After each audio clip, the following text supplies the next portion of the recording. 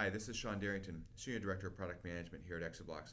And in this short how-to video, I wanted to share with everybody how to configure port groups for different types of traffic that are going to be accessing the information in your OneBlox cluster, whether that be management traffic or data traffic. And if you wanted to isolate one or the other, you can certainly do so. In this video, I'm going to show you how to do it through the web console. There's going to be another video following this that you will be able to see how to do it through command line if you have a console access to the OneBlox. So let's get started. So I've already logged into my OneSystem account, and you can see I have 3 different services. So depending upon your organization, you may only have one service. But I'm going to go ahead and click into my OneBlox system here, and you can see I've got a number of rings. Different ones are configured. I'm going to go ahead and select the Paris cluster.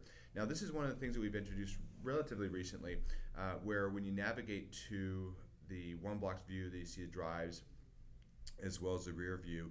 You can see here I have the port groups, and this is just configured right now with management.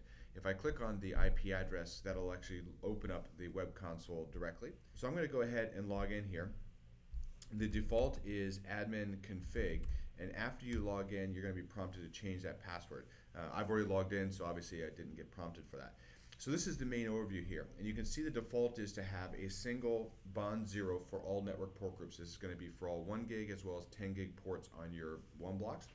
The option for statically assigning an IP address and everything is also here. You can also do DHCP if you'd like. Your MAC addresses are listed in this window here. This is the one that's active. I only have one Ethernet connection connected to my OneBlox, so you can see that information there. Now when you scroll down, you can see we also have different options now. As long as you're running 2.14 and later, you'll be able to select different bond modes.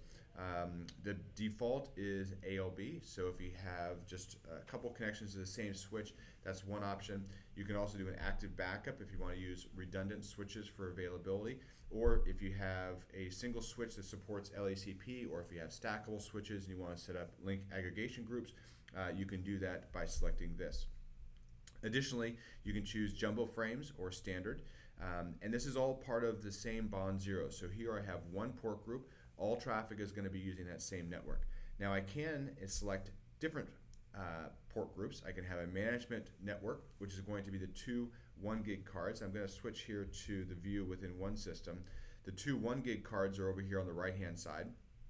Those are going to be used for the management network, and I can statically assign an IP address as well as netmask and gateway for that. The bond mode and MTUs can also be selected for that management network, and I'm going to go ahead and select LACP here, and let's just say that we want to do, well, let's keep it standard, and then on the data network, let's change it to do something different. So now on the data network, you can see I have to enter fields here, so 10.20.80.13 is available, and the netmask, do that, and there is no gateway for the data network. That data network is on a non-routable network, so this is going to be grayed out, and that's not going to matter. That may be displayed in OneSystem depending upon your software version as the same as your management gateway, but don't worry about that being anything. That's not going to cause any errors as far as the configuration.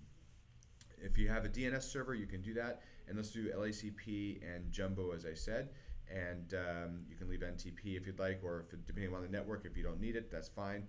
So now you can click save, and this is going to save that configuration, and now the 10 gig ports are going to be in a bond 1. Those are going to be the 2 10 gig base T. I'm going to switch to OneSystem here.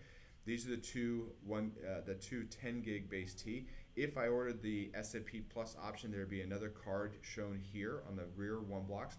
These 2 10 gig ports are also part of the bond 1 for the data management, the data port group. The 2 1 gig are still part of the management port group. So now that's going to go ahead and save and finish the configuration, and now I can have 2 different VLANs, a 192 as you see here for my management network, and I can have a completely isolated and separate network, for example for a backup network or for my VMware network that's closed. That would be on the 10.20.80, and both types of traffic would be accessing over those physical interfaces, whether it be 1 gig or 10 gig. And that's how you configure the port groups within the OneBlox 4312 through the web console. Thanks for watching.